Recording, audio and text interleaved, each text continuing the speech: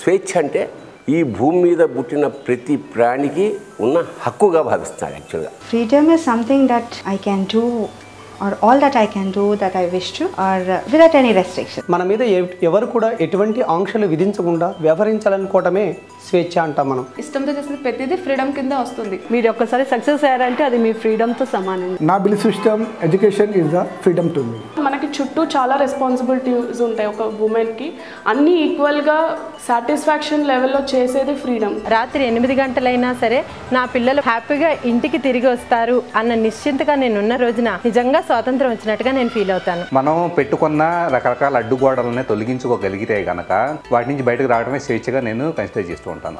Doing what I like but does not mean that hurting someone else. When a person is able to express everything which is going to talk about his personality, నాకు నచ్చిన మాటని నచ్చిన విధానంగా నా భావాలని నేను వ్యక్తీకరించగలిగిన రోజున, But at the same time he should not have the fear and the threat of other people around him. సంఘంలో జీవించే ఒక మనిషి మీద మానసికంగా కానీ శారీరకంగా కానీ ఎవరి ఒత్తిడి ఉండకుండా ఉండటం, సంఘంలో మమేకం అవటమే స్వాతంత్ర్యం. Independence, freedom, this is what we are here for.